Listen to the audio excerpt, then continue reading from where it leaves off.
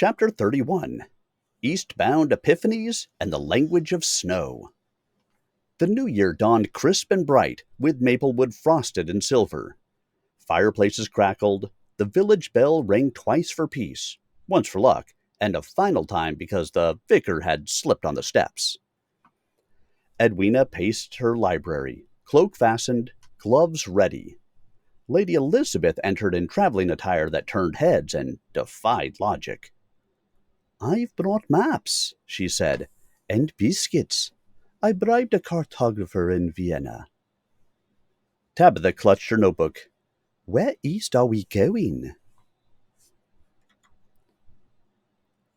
"Galicia first," Lewis said. "There's a monastery archive that might hold copies of the original Brotherhood Accords." Sebastian added, "And a series of markings from the Moorish registry end near there." Frank already had the horses prepared.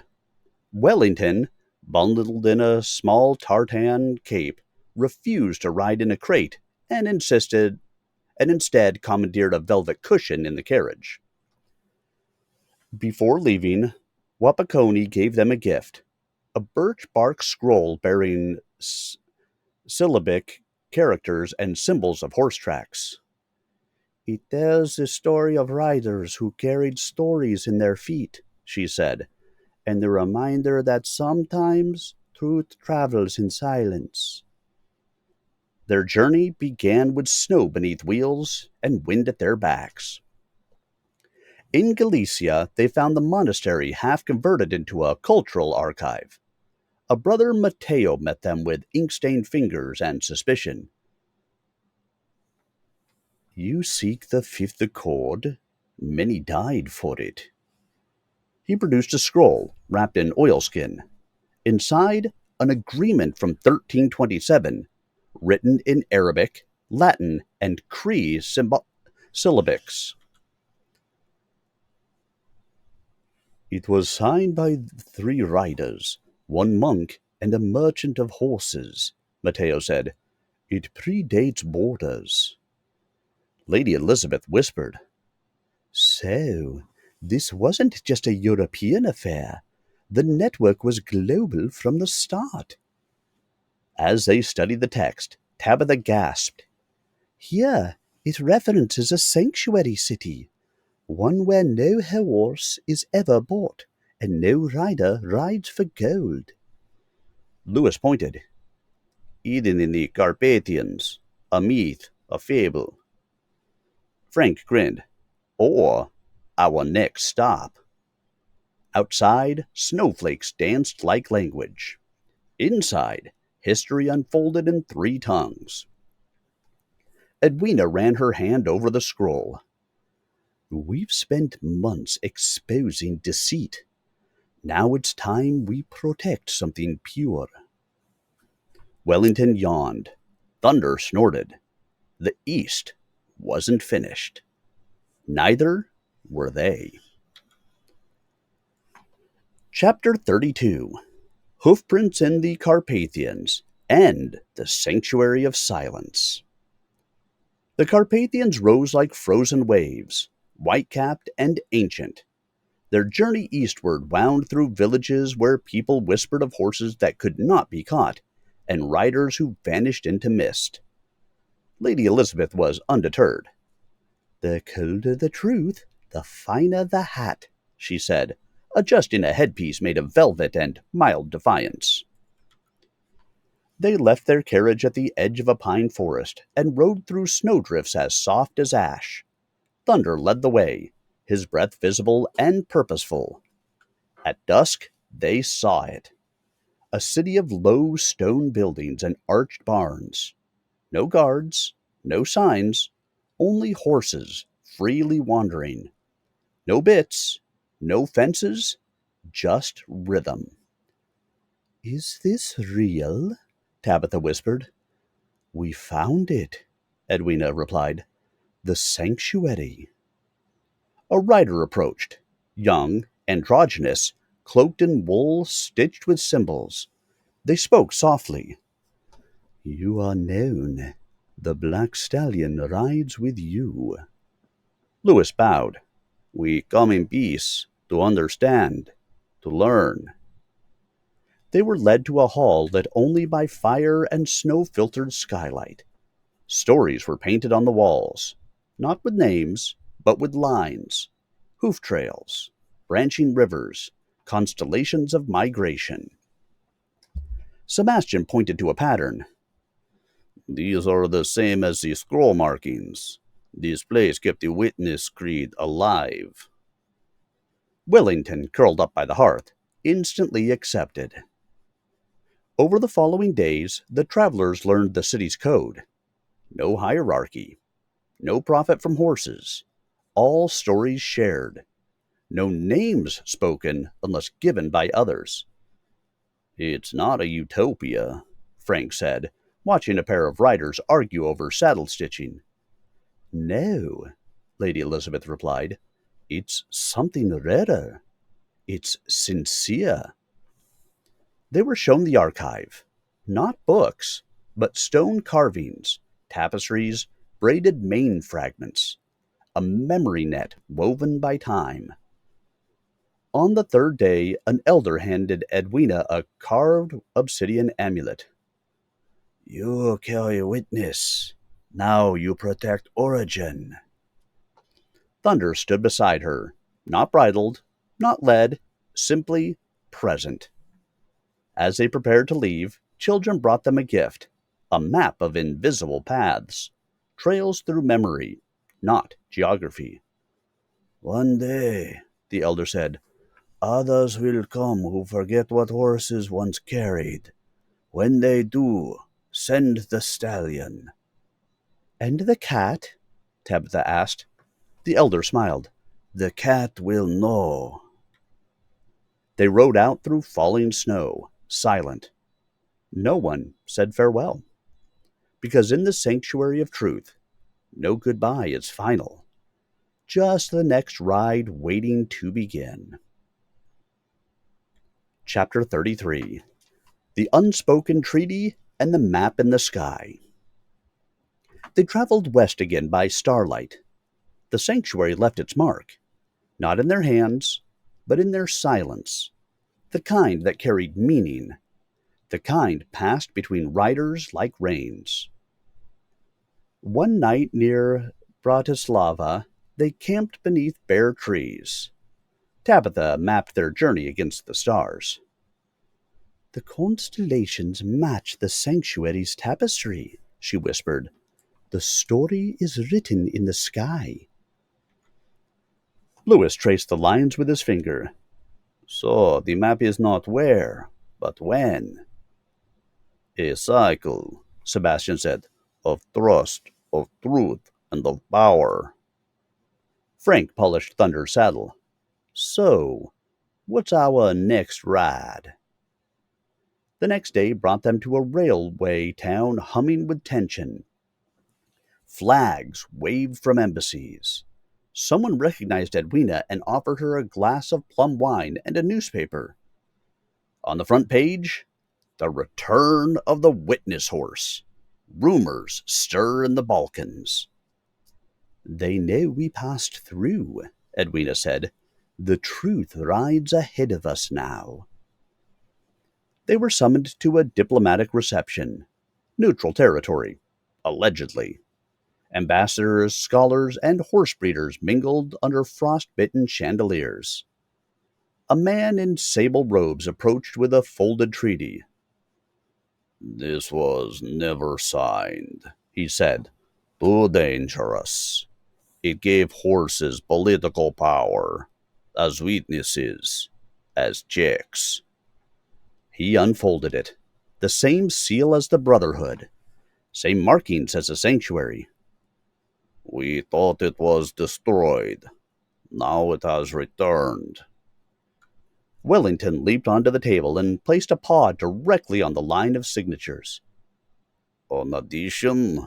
The ambassador asked. A warning, Edwina replied. The witness returns. Let those in power remember they are watched. Later, by lamplight in a quiet inn, Lady Elizabeth stirred her tea. Do you think the Queen will approve? She'll be amused, Tabitha said, and she'll send us cloaks. Sebastian added, but she'll also listen, because we didn't just rewrite history. We remembered what others buried. The wind rattled the shutters. Lewis said softly, The witness line isn't just thunder anymore. It's us. And outside, the stars blinked like hooves galloping across ancient sky maps. The next ride was waiting, and they would not ride alone. Chapter 34 Of Coronets, Ciphers, and the Coming Storm. Spring returned to Maplewood with a flair for the dramatic. Blooms exploded overnight. Hedges sculpted themselves into suspiciously horse-like shapes, and the postman declared every Tuesday Thunder Day. Edwina sat beneath the pergola with a biscuit and a stack of coded correspondence. This one's in Scots Gaelic, this one in Ottoman script, and this one might be pastry crumbs. Wellington batted the last one onto the floor. Frank picked it up. Nope, cinnamon. Tabitha spread a map across the garden table. There's chatter from Vienna. Something about a coronet auction and a ciphered guest list. Lewis leaned in. Coronet auctions are cover events. Nobles by influence. Some by stories. Others, secrets. Lady Elizabeth arrived with flair, furs, and a fox-colored parasol. I do adore when spring turns into scandal. We're going, of course. Naturally, said Edwina. Thunder deserves a holiday. The coronet auction took place in a glass-domed hall in Vienna, where titles were whispered like illicit truffles, and every monocle held an agenda. Frank and Lewis infiltrated the bidders. Sebastian worked the ledger room. Tabitha stole finger sandwiches and schematics. Lady Elizabeth, in periwinkle and diamonds, flirted with a duke from Milan to distract him from Wellington relieving himself in his top hat. Edwina followed the trail of ciphers to a mezzanine gallery. There, etched into the metalwork of the banister, was a symbol. The Black Stallion. Another branch of the witness web, she whispered. She found a hidden compartment beneath a bench. Inside, a booklet written in invisible ink, revealed only by candle heat. Tabitha translated it. It's a rider's oath, signed by someone named A. Bellamonte, dated 1792. Claude's ancestor, Lewis murmured.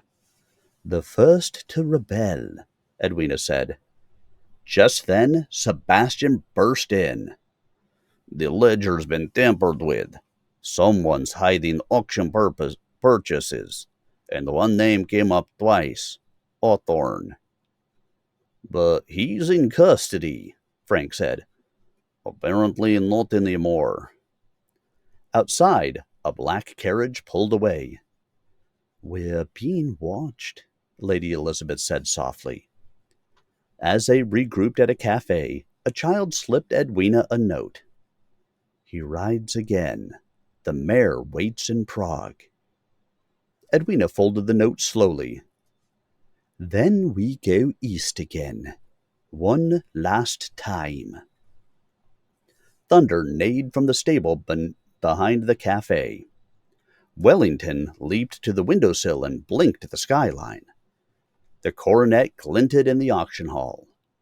And far off, beneath Prague's castle spires, a black mare stood poised, watching, waiting. Chapter 35 Whispers in Prague and the Brush of a Glove.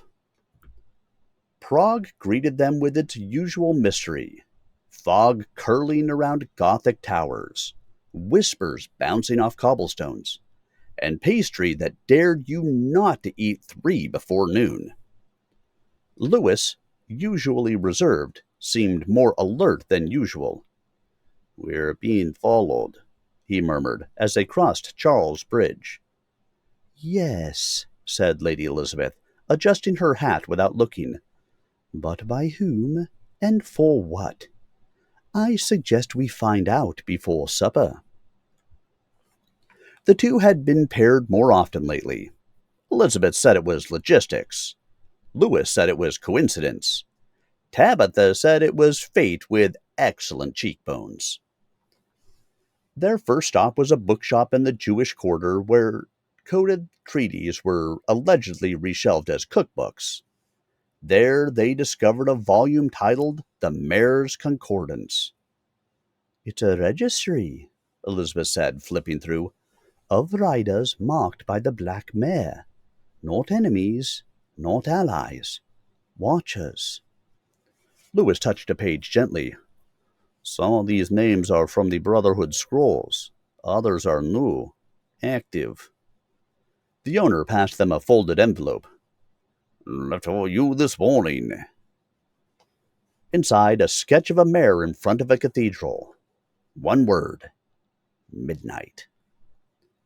"That's the Old Town Square," Lewis said. "The clocked hour." "Then we dress for mischief," Elizabeth replied. That evening, the others waited in nearby cafes and alleyways as Lewis and Elizabeth walked slowly across the square, arm in arm. "We make quite the couple," she said, with a teasing smile. Lewis smiled back. "For surveillance purposes, of course." "Of course," she echoed, though her gloved hand lingered on his a second too long. At the stroke of midnight, the astronomical clock chimed. A figure stepped from the shadows. A girl, no more than 12, with a silver horse pendant. "She waits for you," the girl said, "in the hall beneath the organ. Bring the witness." She vanished before they could ask more. Back at the inn, Edwina reviewed the pendant's symbol. It matched one from the sanctuary city. "She's real, the black mare, and she wants to meet." Lewis looked at Elizabeth. "I'd like you to come with me." "I'd be furious if you asked anyone else." The others smiled quietly. Frank leaned toward Tabitha. "10 Crowns says they kiss before dawn." Tabitha smirked. "You'll lose. She'll make him wait." And in the Prague night, beneath stars written in hoof-shaped code, the next truth waited. And maybe, just maybe, so did something softer. Something like love.